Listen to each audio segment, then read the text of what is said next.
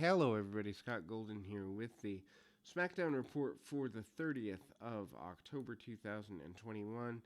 Halloween themed show basically. We open with a Charlotte Flair segment after the new video montage highlighting the new SmackDown stars. Charlotte Flair comes out and gets a pretty big reaction. Michael Cole describes Flair and Becky Lynch's title exchange last week as feisty. There's an note, and she says she's now a six-time SmackDown Women's Champion, but she's not keeping count. She's the face of the division and the entire company. Flair mentions that last week's drama had turned her attention to SmackDown roster. She wants to be a mentor to other women, the locker room leader. Sasha Banks interrupts and makes her way to the ring. Banks demands title shot, but Flair said that this is a new era. Flair also talked to Sonya Deville earlier and said that she feels someone new should get a title shot. Banks then claims Flair's just scared of her, and suddenly Shotzi Blackheart interrupts, although I think they've dropped Blackheart from her name now anyway. And she comes out on her tank. Shotzi points that she's never faced Flair and demanded the title shot. The fans break into Shotzi chants. Flair likes this idea and agrees to the match right now. Championship contenders match.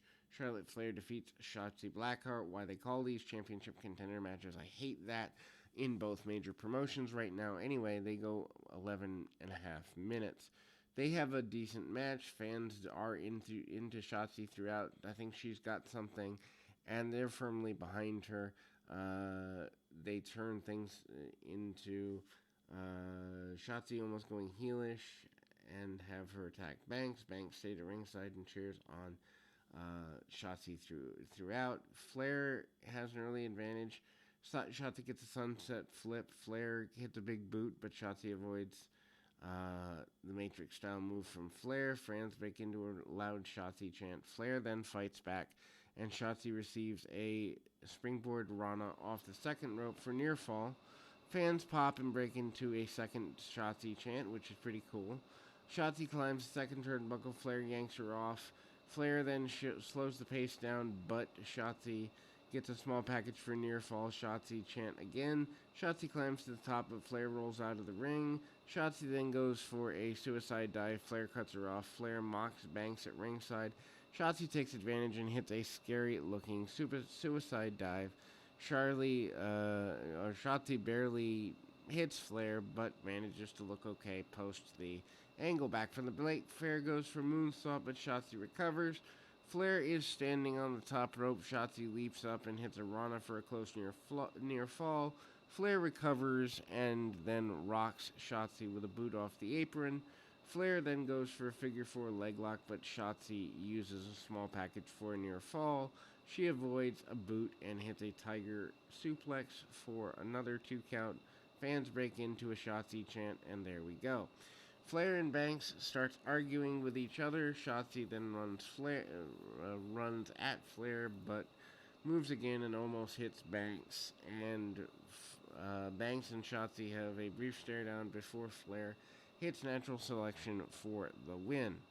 After the match, Banks tries to help Shotzi up, but she's pushed away. Shotzi yells at Banks for losing and attacks her. Violently beats her down, and Banks gets beat around ringside and then throws her into her tank. She then hits a senton off the second turnbuckle. Fans love Shotzi through the match, but booed when she attacks the more veteran Banks. In the back, Kayla Braxton interviews Jeff Hardy, but Happy Corbin and Madcap Moss interrupt. Moss tells bad jokes, and the heels run away. They recap Brock Lesnar and Roman Reigns' angle from last week. Can't believe it's only been a week. And including him attacking Adam Pearce. Earlier today, Adam Pearce spoke about Lesnar attacking him. He says he will not allow anyone to disrespect him. Pearce called Lesnar and fined him $1 million in addition to the suspension. Heyman is watching in the back, and Kayla Braxton approached him. She wonders what would be Lesnar's response to the fine. Heyman tries to avoid the question, but eventually gets worked up. He said Lesnar would go to the offices and beat down Pearce. Heyman couldn't believe Pearce had the nerve to talk about Lesnar like last week, like it wasn't this way. And then Heyman realized what he was saying in the interview. Drew McIntyre and Mustafa Ali. What a waste of Ali, and also kind of makes McIntyre look second rate to be in there with this. They go a 2-minute match, and somebody accepts the open challenge. Ali brags about his skill and promised to beat McIntyre. Gets beat up pretty quickly. McIntyre has the early advantage and basically throws Ali all around. Ali tries to fight back, doesn't get him anywhere. McIntyre hits him with a hard chop, neck breaker, and sets up for the Claymore. Ali fights back, regains control, misses a 450 splash, but avoids a Claymore kick. McIntyre recovers and locks on a Kimura for the win. Post-match, Michael Cole and Pat McCaffrey start talking about King Woods, but Ali interrupts, and he's furious at the fans for booing him and cheering for McIntyre instead. Claimed that they were booing him because his name was Mustafa Ali. They recap the coronation from last week. King Woods knight Kofi Kingston. Fun little segment, and they play with it pretty well. Kingston introduces King Woods and starts the Hail King Woods chant. Woods discusses winning King of the Ring tournament and coronation last week. Fans break into a "You deserve it" chant. Woods does deserve it because he did a lot of backstage stuff. Woods then asks about Kingston to take a knee and knighted him Sir Kofi, and he declared Kingston as the hand of the king. The fans broke into a New Day Rocks chant, and there we go. The Usos interrupt saying, whoa, and Jay notes that his right-hand man and a lot has changed. They note that this is the Bloodline show. Jimmy mocks Jay and the New Day for wearing their Halloween costume. Woods has heard enough and announced a trial by combat between the Usos and the New Day for later. Cole notes that Woods couldn't make matches, but hopefully Sonya Deville makes a match that is official. Trick or Street fight. Happy Corbin, Madcap Moss defeats Nakamura and Boogs. 10-18. Halloween street fight. It was fine, I guess, although I don't really understand why Boogs or Corbin or Madcap Moss, for that matter, are on national television. They don't have it. They set up pumpkin Halloween decorations and apple bobbing stations at ringside. Babyfaces have the early advantage, isolating Moss. Boogs then starts playing guitar, but Corbin attacks him with a kendo stick. Corbin beats Boogs down in the ring, but the 24/7 champion Reginald runs out with a bunch of wrestlers chasing him. Reginald backflips and escapes. Dunk Boogs' head into the tub of apples. Moss yells at McCaffrey to watch closely.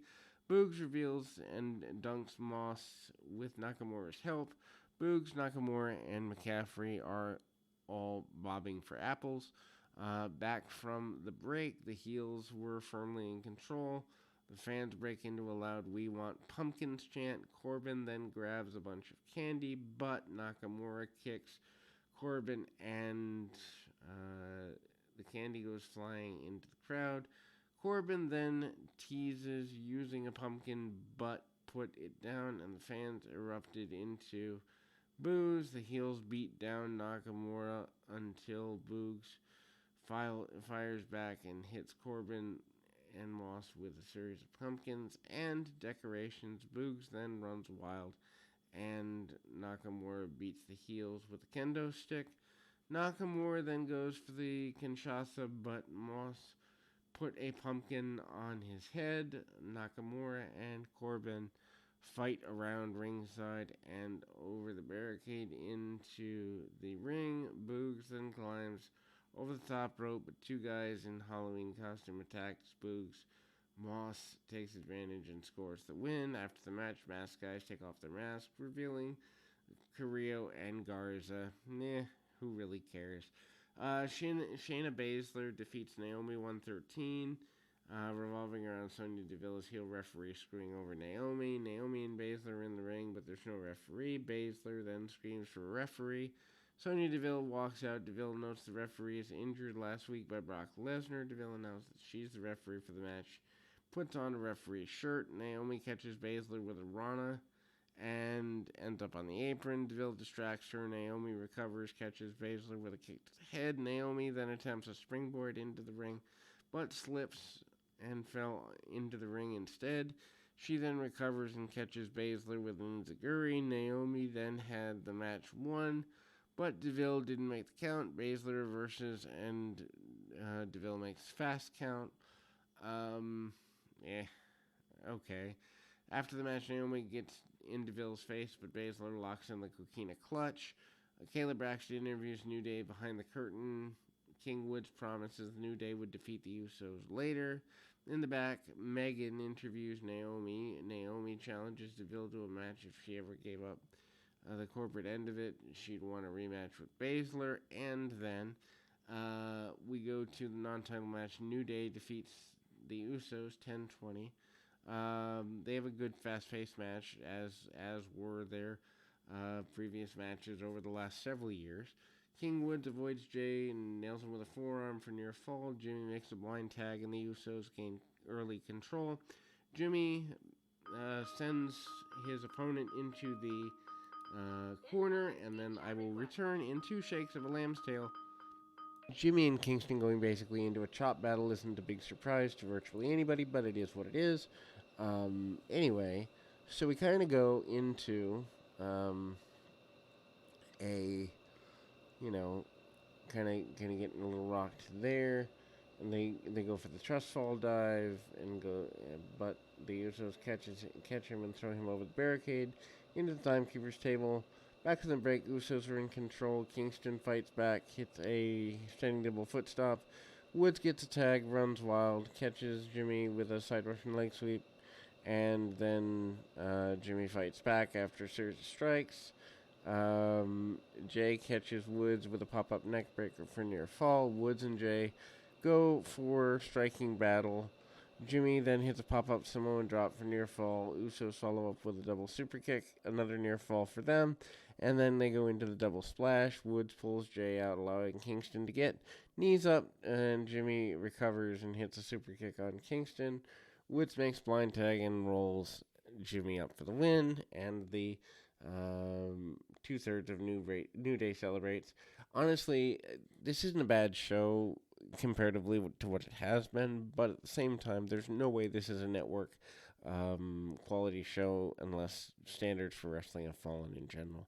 Anyway, until next time, keep your feet on the ground, your mind in the moment. Until next time, everybody.